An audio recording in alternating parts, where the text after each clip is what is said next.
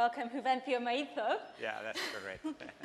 And you're the CFO of Ingka Group, which to most people is IKEA. And you've said some very ambitious climate goals. We're going to talk about those today. First of all, you've been in Glasgow since Sunday. What's your impression of how the talks are going over at the SEC? You know, when I came here, I was expecting that the second week was more quiet after the first week, but I was impressed actually with the amount of people walking around the venue. So I felt a bit more, that it was more inclusive in the amount of people here. And then, of course, now what it has to come is actions out of these meetings. Yeah. And one of the things that they're debating is about the role of offsetting. It's been a thorny issue for the last 3 years. Countries haven't been able to agree. How do you set up a global carbon market? What's your take on how is Ingka Group and IKEA trying to use trading or offsets to reach its goals? Okay. No, I think it's the good things and what is needed to complete that. I think the good thing is that we need a standard global carbon pricing, and it has to be standard and global. Otherwise, you create an unlevel playing field. Then this is good, but it's not enough, because I think it's important that there is transparency in the way that the revenues are, from the tax is spent in the transition, in a just transition, and I think it's important. And it's important also that sometimes the elasticity of the prices doesn't follow 100%. So it's because then you can still have activities that are not good for the planet despite of higher prices. So that's what is important, action and the resources in the actual transition. And this is what we do in Ingka Group. We are heavily investing in renewable energy. Today, we produce more renewable energy than the energy we consume. We are at more than 130% today. We have invested so far 2.5 billion, mainly in solar and wind, and we have committed additional 4 billion euros more. So it's not only about decarbonization, our footprint, which is of course important, is to go beyond and to do more. That's why we are working in these two areas at the same time, to really reduce the climate footprint into an approach, scope 1, 2, and 3, and the 3 is important, and at the same time to go beyond and to keep investing to create a positive. So my takeaway here is carbon pricing, global standard level, it's important and it's needed, but then we need to drive actual investments for the climate transition. So how does the high carbon price affect your investments in the wind turbines or forestry projects? No, what we do is to really use that resource that we do to do the actual investment. And then we don't maximize the financial revenues. We try to optimize what is financial return, but also what is the CO2 reduction. Because at the end of the day, it's about having a reasonable return on both, but also to drive a reduction of the climate footprint. Our leaders, for example, our country CEOs now, they have today financial goals, but they also have climate goals, carbon footprint goals as well. So it's pretty much anchored in the way we do performance to reduce the actual climate impact. And so you're the CFO. We often have people in companies who are in charge of reducing emissions in the CSR department. How does it work at Ingka Group? How do you interact with the environmental gurus? Do they come? Are you in all the meetings? Are you taking carbon emissions into every single financial decision that you make? Yeah. First, I think it's important that in this transition first is to have a clear vision. In our case, it's easy because it's to create a better life for the many people, and it's pretty much in the DNA of who we are. But then it's about integrating in the decision making.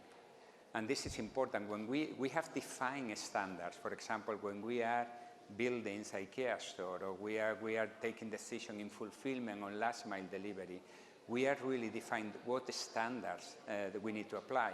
So when the decisions are taken, it comes with this standard. So it is not either I save the wallet or I save the planet. if they can really integrate it. And it has been a process. And we are really, I feel really proud of that. The important thing is that you really need to invest time and effort in measurement. And you need to measure scope 1, 2, 3, you need to follow up, you need to be proud of the half-full glass, but then you need to be transparent in the half-empty glass, and then to show progress and to keep reducing that. That's why we have a clear view what is the total footprint from the raw materials to the end of life. And then we know and we are tracking everything. So it's really this half-empty glass where we need to show the progress. And I want to ask you about Scope 3, and first I want to know, I know some companies set their own internal carbon price when they're making investments. Is that something that you do or you're considering doing? No, what we do is to do the actual investment. Yeah. So because this is what I meant before, because then you can put the price, but it's still, okay, but you keep going with the investment, because maybe you don't get 10%, you get 8%, but you keep going. And this is my point. This is wrong, you know what I mean? It's better than nothing. But then that's what I say, what are the standards we know? So for example, in order to achieve outstanding in the BREEAM when you are setting up new buildings. So for example, we have decided that by 2025, all the IKEA last mile deliveries, it will be EV or zero emission. But then we have said this is not enough. We have to say how much we do in 2020, in 21, in 22, and we are already 100% EV in Shanghai, in Amsterdam, 22 countries already implementing, and this is exactly what we do. And then it comes with a return, and then sometimes it's a higher or lower return. But I don't want to work in the other way, because you can keep going with the smaller profitability, and this is not what we are here for. We are really want to drive transition. So we're going to talk about Scope 3 in all sorts of different ways. Last week at the talks, there was this big announcement from 100 different governments or subnational governments on ending deforestation by 2030. Were you encouraged by that? Do you see that filtering down and affecting the way that you are able to buy products and ensure that you are also building furniture that is not deforesting? Yeah, I think it's important to say that IKEA does not contribute to deforestation. When it comes to forestry, and what is really important for the climate is A, to stop deforestation, B is to reforest, and 3 is to responsibly manage the existing forests. And it is the responsible management of the existing forest that has to be a norm. And this is why FSC is the best standard we have today, because it's internationally recognized, and then we need to keep improving. Everything has to be improved. And then we can say that more than 90% of the wood that are using IKEA products are either FSC or recycled. And then by doing that, you really contribute to better forest practices and really a better climate. Then, on top of that, it was based on this is a beautiful thing, how low cost and sustainability comes together. Because then we work really hard to reduce with innovation to reduce the wood that is used in the IKEA product with particle board, honeycomb, and board on frame technique. Then it's about giving a second life to the product. That's why we are really working hard with the reselling pre-love IKEA furniture. Last year we resold more than 31 million of that. And then on top of that, the wood, these chairs, this is carbon storage forever. So this chair will keep carbon storage as long as it is not burned.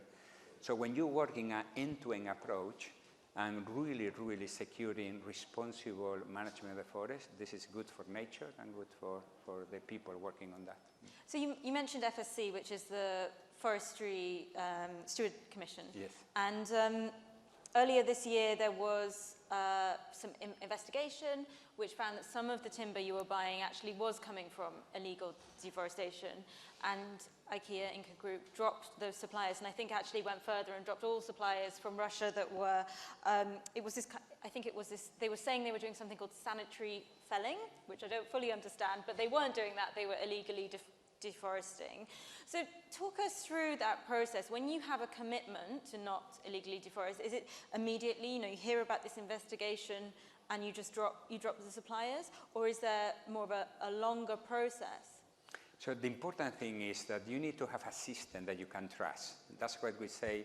In our case, we can confirm that more than 98% is FSC certified or it is recycled. So there's no illegal cutting into the IKEA supply chain. So that's why we say, then the system is what is really important to follow and to monitor. And then when things are found and when deviation happen and when wrong thing happen, this is where you have to feel confident that the system is detecting enough. And then we are always super good in collaborating with any kind of NGO, any kind of, we need all of us, you know, we need all of us to say, this is right, but this is wrong. And then the system has to support and to eliminate that. Then there is external, according with FSC, auditors verifying that. But we are in IKEA, it was more than 450 internal auditors as well, in order to put more pressure that there is a lot of control. And then when things are happening, depending on the case, either you start to have very clear in a correction time, in a time frame, and then you follow up, and then of course if things don't improve, then it's game over. But this is important that once you identify, actions are taken. And do you think that the FSC system is up to standard, is up to scratch, if it's allowing some of these illegal deforestation projects to get through the system, or do you think it's working and that's why you were able to identify? I think the FSC is the best system we know so far, and it's the best thing that is used because it provides an international standard. We cannot rely country by country with different standards, because then you are lost what is good or what is bad, or you are accepting different levels. And this is the good platform of FSC. It's the best it has, and then it has to keep improving on a permanent basis. And this is why it's so important that people come together and then help FSC to develop, because this is in the interest of everyone. And then the other element of Scope 3 is how do your customers dispose of their furniture? And I'm sure I've definitely been guilty of having something from IKEA for a couple of years and then getting rid of it to get something else. So you talk about giving furniture a second life. What's the process? Have you got, I know for example Patagonia uses eBay to resell some of its clothes. Is that what you're doing? Yeah, we, as I said before, we are tracking the whole footprint, and then we know how much is coming from the material, how much from the production, how much from the transport, how much from the operations, how much in the customer travels, but also how much in the consumer usage, which is 22%. So it's significant, the concept. That's why we, for example, were super determined to move into only LED range. And then at that time, I remember it was 2016, that the LED bulbs were around 9.9 euros on average, depending. And then it was more expensive than the traditional bulb. I said, no, we have to go full in. And then, yeah, but what about the pricing? And then we are low price for the customer. That's why we said, either we go full in or we will never go over. And that's when we reduced to €1. And today we only sell LED, and we keep innovating to keep reducing the consumption. And then what we are doing now, we are doing a lot of initiatives in many countries. We have, we call Green Friday, Black Friday, where customers can return a pre-loved furniture, and then we give a second chance. We sold, as I said before, more than 31 million of this pre-loved furniture. Spare part, we are providing for free more than 14 million spare parts to secure that things are not. And then IKEA has assessed all the products when it comes to circularity, according to all the parameters, and there is a big agenda now to really accelerate the transition. And then in Ingka Investment, for example, we are investing in circular businesses. We recently invested in a company called Retour Mattress in the Netherlands. They are recycling mattress. Mattress is very difficult to recycle because you have foam, you have metal, you have textile, you have a lot of components. Only these companies recycling now 1.5 million mattresses, which is all the mattresses in Netherlands. So you can imagine how big it is. And it comes with a good EBITDA. So it's a good business to be good business. So that's what is important in the circularity, is that all the products are designed for circularity, because then at the end, upstream, because then at the end it's easier to do that, but also that you give a second life to the product, but also all the activities we can do to really accelerate circularity in society. And here is when I'm also asking for partnership with many more companies, so we are really happy to collaborate, and we are keen to get in contact with many companies, circularity. And it's my ask to the governments that they can also accelerate the infrastructure in the cities for consumers. It has to be easy for you. And how do you square the idea of, wanting people to buy more of your products, but also knowing that the more products they buy, the more resource pressure that's put on the planet? Because I'm sure I'm not the only person who's been to IKEA to go and buy one thing and left with about 500 things, because I have to, and you make us walk all the way around every single different item. Can't you just put up a sign saying, do you really need this? Is this what you came in for? It's about making a better life at home. Why? What is the whole thinking? The first thing, you have to do your homework as a company. The first thing is that IKEA has to be climate positive. And we have decided, and we will deliver, that by 2030, IKEA will reduce more greenhouse gas emissions than the IKEA value chain emit while growing the IKEA business. So if at the end of the day, you can prove that your business is no harm, is not creating any problem for the planet because it's fully circular, and if this is like that, as we are now doing, and we are in the journey to close the gap that we need still to close, then if we are that, then you are creating tax, you are creating employment, but also, what is very important, that the product that we can offer to you, it's also helping you to have a better life at home. For example, food storage. We need to help customers to reduce food waste. For example, electricity. We need to help customers to be renewable. That's how we are now selling a lot of home solar solutions to customers. Or for example, water reduction. All the IKEA taps now reduce water.